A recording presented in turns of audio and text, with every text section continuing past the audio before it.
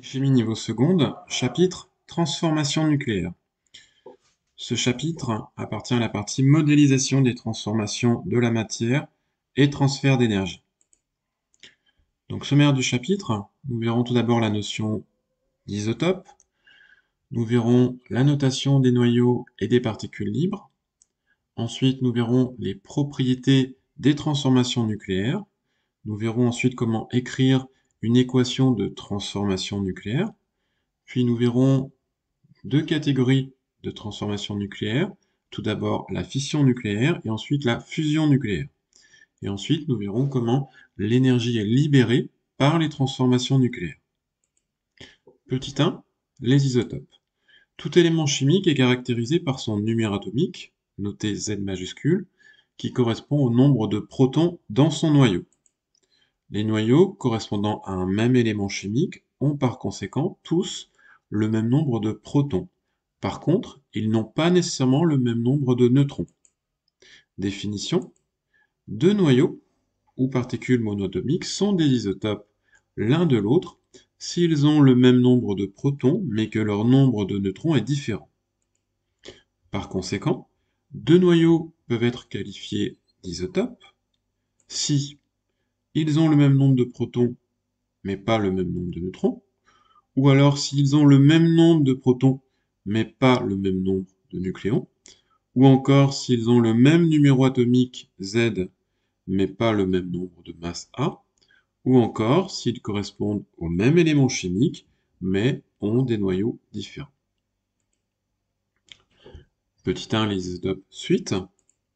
Exemple, le noyau C612 et le noyau C614 sont isotopes car ils ont le même numéro atomique, Z égale 6 dans les deux cas, mais pas le même nombre de nucléons, A égale 12 pour le premier et A égale 14 pour le second. Définition: les isotopes d'un élément correspondent aux différents noyaux caractérisés par le numéro atomique propre à cet élément. Exemple, on peut dire que C614 est un isotope de l'élément carbone. Ce noyau possède 6 protons, Z égale 6, comme tous les noyaux de carbone. Pour nommer un isotope, on utilise le nom de l'élément chimique suivi du nombre de masses. Exemple, l'isotope du carbone comportant 14 nucléons, C614, est appelé carbone 14. L'isotope du carbone comportant 12 nucléons, C612, est appelé carbone 12. Petit 2, notation des noyaux et des particules libres. Lors de l'étude des transformations nucléaires, la notation d'un noyau ou d'une particule libre, n'appartenant pas à un noyau, est de forme X à Z.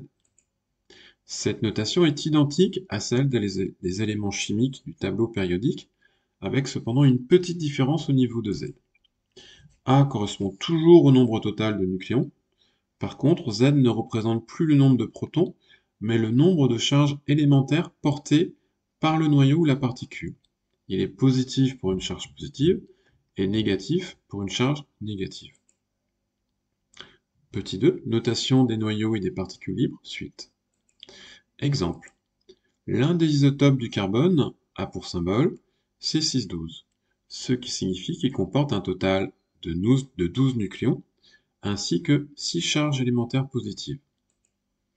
La particule de symbole P11 est composée d'un seul nucléon et porte une charge élémentaire positive. Il s'agit d'un proton. La particule de symbole N01 est composée d'un seul nucléon et ne porte aucune charge électrique. Il s'agit d'un neutron. Petit 2, notation des noyaux et des particules libres. Suite. Symbole des principales particules.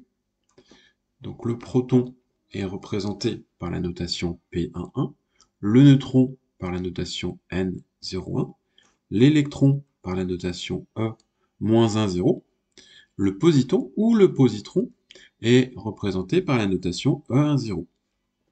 Les particules alpha sont des noyaux d'hélium. On peut donc les représenter par le symbole He de 4, ou par la notation alpha, lettre grecque, de 4, ou simplement alpha. Petit 3, propriétés des transformations nucléaires. Définition. Une transformation est dite nucléaire si elle affecte les noyaux atomiques. Les nucléons qui composent les noyaux des réactifs se réarrangent pour former de nouveaux noyaux. Conséquence importante. Lors d'une transformation nucléaire, il n'y a pas conservation des éléments chimiques. Bien que les éléments ne se conservent pas, les transformations nucléaires obéissent cependant à certaines règles de conservation. Règles de conservation des transformations nucléaires. Le nombre total de nucléons se conserve. Il y a le même total de nucléons dans les produits et dans les réactifs. La charge électrique totale se conserve également. Il y a le même nombre de charges électriques élémentaires pour les réactifs et les produits. Remarque.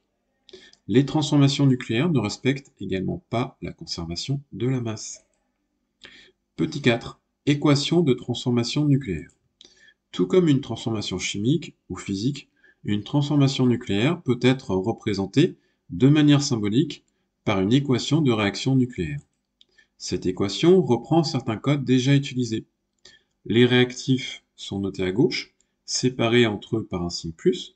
Les produits sont notés à droite, séparés d'un signe plus également. Une flèche sépare les réactifs des produits.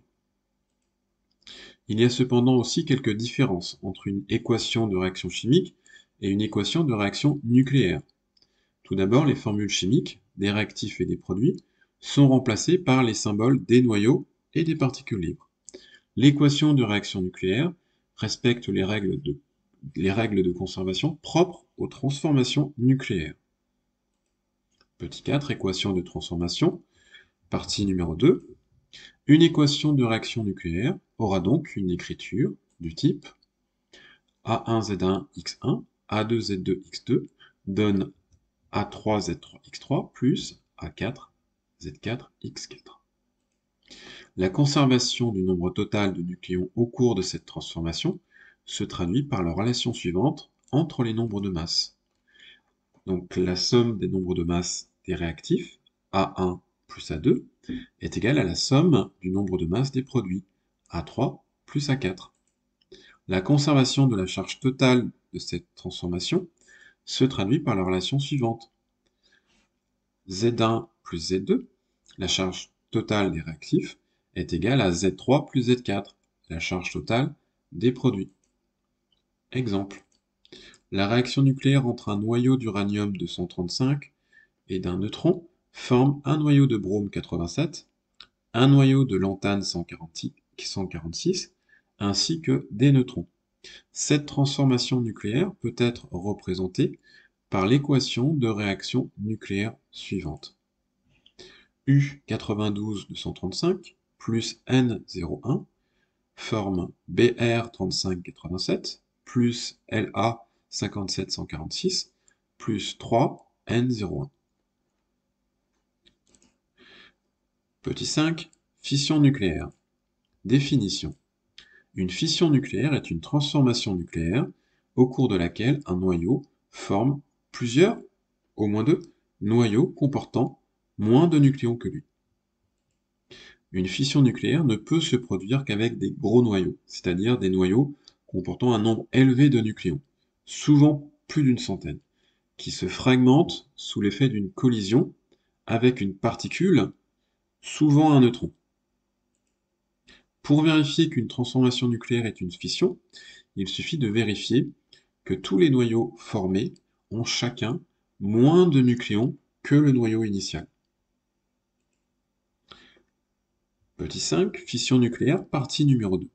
Exemple, sous l'effet d'une collision avec un neutron, un noyau de plutonium-239 se fragmente en un noyau de tellure-135 et un noyau de molybdène-102, tout en libérant 3 neutrons. Cette fission nucléaire peut être décrite par l'équation de réaction suivante. Pu94-239 plus N01 forme Te52-135 plus MO42-102 plus 3N01. On reconnaît bien ici une réaction de fission.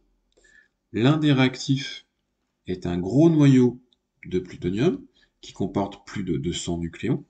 Le deuxième réactif est un neutron qui va provoquer l'éclatement de notre gros noyau. Deux des produits sont des noyaux plus petits que le plutonium.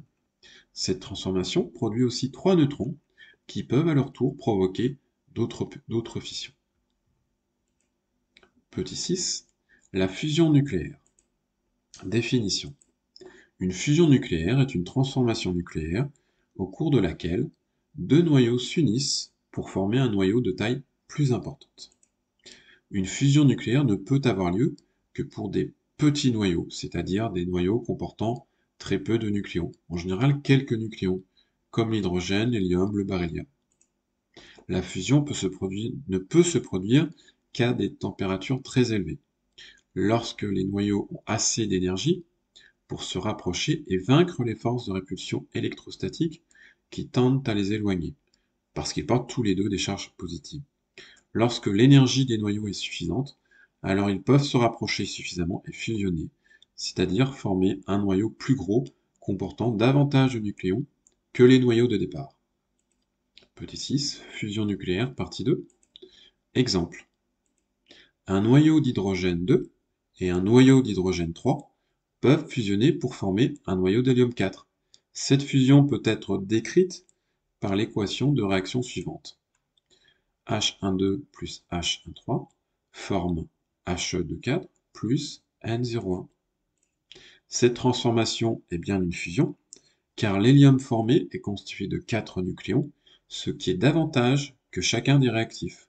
2 nucléons pour l'hydrogène 2 et 3 pour l'hydrogène 3. Petit 7. Énergie libérée par les transformations nucléaires. Les transformations nucléaires sont toutes des transformations exothermiques. Toutes les transformations nucléaires libèrent de l'énergie en des proportions qui sont nettement supérieures à celles des transformations physiques ou chimiques, sur une petite erreur. Les réactions de fission nucléaire sont exploitées pour produire de l'énergie électrique au sein des centrales nucléaires. La plupart exploitent la fission de l'uranium-235. Les réactions de fusion nucléaire ne sont pas encore totalement maîtrisées et ne sont pas exploitées pour produire de l'énergie électrique, mais elles se réalisent naturellement au cœur du Soleil et des autres étoiles. Petit 7. Énergie libérée par les transformations nucléaires, partie 2. Lors de son cycle principal d'existence, une étoile est le siège de fusion nucléaire entre des isotopes de l'hydrogène et de l'hélium.